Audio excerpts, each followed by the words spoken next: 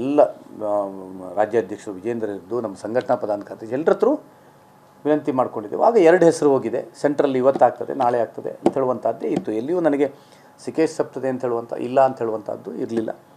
ಕೊನೆಗೆ 8 ಗಂಟೆ ಹೊತ್ತಿಗೆ ಘೋಷಣೆ ಆಯಿತು. ನಾನು ಒಂದು ಫೇಸ್ಬುಕ್ಕಲ್ಲಿ ತನ್ನ ಮನಸ್ಸಿನ ಅಭಿಪ್ರಾಯವನ್ನು ಹೇಳಿದ್ದೆ. ಅಂದರೆ ಇದು ಬೇಸರ ಆದ್ದು 2-3 ವಿಷಯಕ್ಕೆ.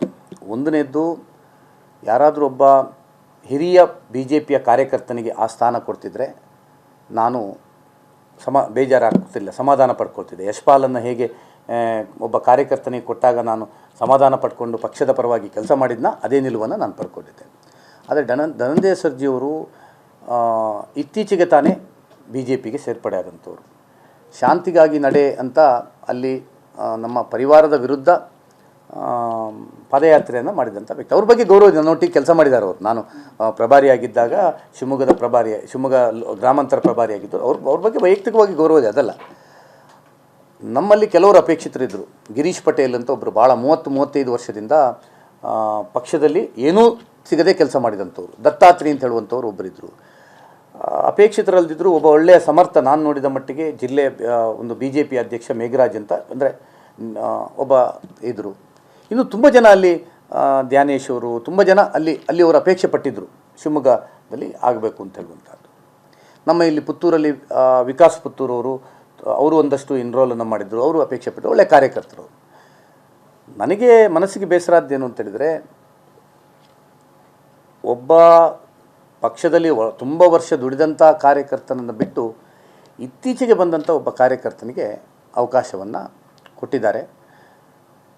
ಮತ್ತು ನನಗೂ ಅಪೇಕ್ಷೆ ಇತ್ತು. ಯಾಕೆಂದರೆ ನಾನು ಶಾಸಕನಾಗಿ 3 ವರ್ಷ ನೀವೆಲ್ಲರೂ ನೋಡಿದ್ದೀರಿ, ಸಕ್ರಿಯವಾಗಿ ಕೆಲಸ ಮಾಡಿದಂಥವ್ನು. ಜನರ ಕೆಲಸ, ಸಾಮಾಜಿಕ ಕೆಲಸ, ಶಾಸಕರು ಮಾಡದಿದ್ದಂಥ ಕೆಲಸಗಳನ್ನು ಮಾಡಿದಂಥವ್ನು. ಅಂದರೆ ಶಾಸಕರು ಸಾಮಾನ್ಯವಾಗಿ ಮಾಡದಿದ್ದಂಥ ಕೆಲಸಗಳು, 1,500 ಎಕರೆ ಹಡಿಲು ಭೂಮಿ ಕೃಷಿಯನ್ನು ಒಬ್ಬ ಶಾಸಕನಾಗಿ ಯಾವ ರೀತಿ ಮಾಡಿದ್ದೇವೆ ನೀವೆಲ್ಲ ನೋಡಿದ್ರಿ, ಇದಕ್ಕೆ ಸಾಕ್ಷಿಭೂತರು. ಆ ರೀತಿ ವಿಶಿಷ್ಟವಾಗಿ ಮಾಡಿದವು. ನಾನೊಬ್ಬ ಆ್ಯಕ್ಟಿವ್ ಪರ್ಸನ್. ನನಗೆ ಸುಮ್ಮನೆ ಕೂತ್ಕೊಳ್ಳಿಕ್ಕಾಗುವ ಸ್ವಭಾವದವನಲ್ಲ. ಅಂದರೆ ಏನಾದರೂ ಕೆಲಸ ಮಾಡ್ತಾ ಇರಬೇಕಾದಂಥ ಸ್ವಭಾವದವನು. ನಾನು ಅಪೇಕ್ಷೆ ಪಟ್ಟಿದ್ದೆ, ನನಗೆ MLC ಇದು ಸಿಕ್ಕಿದರೆ 5.5 ಜಿಲ್ಲೆ, ಒಳ್ಳೆ ಕಾರ್ಯಕರ್ತರ ಕೆಲಸ, ಜನರ ಕೆಲಸ, ಶಿಕ್ಷಣ ಇಲಾಖೆ ನನ್ನ ತುಂಬ ಆಸಕ್ತಿಯ ವಿಷಯಗಳು. ಸೊ ಆ ದೃಷ್ಟಿಯಿಂದ ಸಿಗಬೇಕು ಅಂತ ತುಂಬ ಅಪೇಕ್ಷೆ ಇತ್ತು. ನಾನು ತುಂಬ ರಿಕ್ವೆಸ್ಟ್ ಮಾಡಿದ್ದೀನಿ. ಈ ಸರ್ತಿ ನನ್ನ ಜೀವನದಲ್ಲಿ 2004ರಲ್ಲಿ ನಾನು ಕ್ಯಾಂಡಿಡೇಟ್ ಆಗುವಾಗ ಯಾರ ಹತ್ರವೂ ರಿಕ್ವೆಸ್ಟ್ ಮಾಡಲಿಲ್ಲ. ಅದಾಗಿ ನನ್ನ ಕೆಲಸದ ಮೇಲೆ ಬಂದಿದೆ. 2008ರಲ್ಲಿ ಆಟೋಮೆಟಿಕ್ ಆಗಿದೆ. 2018ರಲ್ಲಿ ರಿಕ್ವೆಸ್ಟ್ ಅಂತ ಸ್ವಲ್ಪ ಆಗಿದೆ. ಆದರೆ ಆಗಲೂ ಸ್ವಲ್ಪ ಕಷ್ಟ ಆಗಿತ್ತು. ಆದರೆ ಈ ನಮ್ಮನೆ ರಿಕ್ವೆಸ್ಟ್ ಮಾಡಲಿಲ್ಲ, ಇಲ್ಲ ಕೊಡಿ ಕಾರ್ಯಕರ್ತರಿದ್ದಾರೆ ಅಂತ ಹೇಳುವಂಥದ್ದಿತ್ತು. 23ರಲ್ಲಿ ನಾನು ಯಾರೂ ಕೇಳಲಿಕ್ಕೆ ಹೋಗಲಿಲ್ಲ, ಯಾಕಂದರೆ ನಾನೇ ಕ್ಯಾಂಡಿಡೇಟ್ ಆಗಿದ್ದೆ. ಆದರೆ ಈ ಸರ್ತಿ ತುಂಬ 3-4 ಸರ್ತಿ ಎಲ್ಲ ನಾಯಕರುಗಳ ಮನೆ ಬಾಗಿಲಿಗೆ ಎಲ್ಲ ಹೋಗಿ ಒಬ್ಬ 3 ಬಾರಿ ಶಾಸಕನಾದವನು, ಪಕ್ಷಕ್ಕೆ ಕೆಲಸ ಮಾಡಿದಂಥವನು ನಾನು ಮಾಡಿದೆ. ಆದರೆ ನನ್ನ ಹತ್ರ ಒಂದು ಅಧ್ಯಕ್ಷರು, ಪ್ರಧಾನ ಕಾರ್ಯದರ್ಶಿಗಳ ಹತ್ರ ಎಲ್ಲ ನಾನು ಸುತ್ತಮುತ್ತ ಇದ್ದೆ. ಅಲ್ಲಿ ಒಂದು ಕೂತ್ಕೊಳ್ಸಿಟ್ಟು ಮಾತಾಡಿ, ಇಲ್ಲಪ್ಪ ಈ ಥರಕ್ಕೋಸ್ಕರ ಯಾವ ಕಾರಣಕ್ಕೋಸ್ಕರ ಕೊಡಬೇಕಾಗ್ತದೆ, ಲಿಂಗಾಯತ್ ಸಮಾಜಕ್ಕೆ ಕೊಡಬೇಕು ಅಂತ ಇದೆ, ಶಿವಮೊಗ್ಗಕ್ಕೆ ಕೊಡಬೇಕು ಅಂತ ಯಾವುದೋ ನನಗೊಂದು ಕನ್ವಿನ್ಸ್ ಮಾಡಬೇಕಿತ್ತು.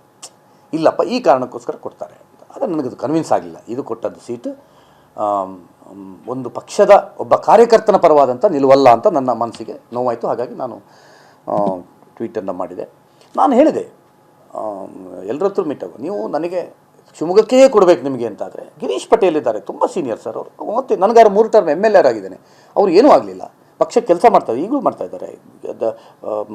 ದತ್ತಾತ್ರಿ ಅಂತ ಹೇಳುವವರು ಇದ್ದಾರೆ, ತುಂಬ ಜನ ಅಲ್ಲಿದ್ದಾರೆ. ದಾನೇಶ್ ಕೇಳಿದವರು ತುಂಬ ಜನ ಇದ್ದಾರೆ. ಅವ್ರಿಗೆ ಯಾರಿಗಾರು ಕೊಡುವ ಕಾರ್ಯಕ್ಕೆ ನಾವು ಸಮಾಧಾನ ಪಡ್ಕೊಳ್ತೇವೆ ಅಂತ. ಬಟ್ ಅದೆಲ್ಲ ಬಿಟ್ಟು ಒಂದು ಇತ್ತೀಚೆಗೆ ಬಂದವರಿಗೆ ಅವರ ಜಾತಿಯ ಬಲ, ಹಣದ ಬಲದಿಂದ ಇವತ್ತು ಆಗಿದೆ. ಅದು ನನಗೆ ಮನಸ್ಸಿಗೆ ತುಂಬ ಬೇಜಾರಾಯಿತು.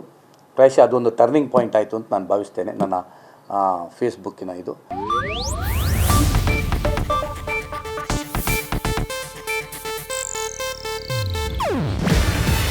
ಇದು ಏಷ್ಯಾನೆಟ್ ನ್ಯೂಸ್ ನೆಟ್ವರ್ಕ್ ಪ್ರಸ್ತುತಿ. ನೀವು ನೋಡ್ತಿದ್ದೀರಾ ಏಷ್ಯಾನೆಟ್ ಸುವರ್ಣ ನ್ಯೂಸ್.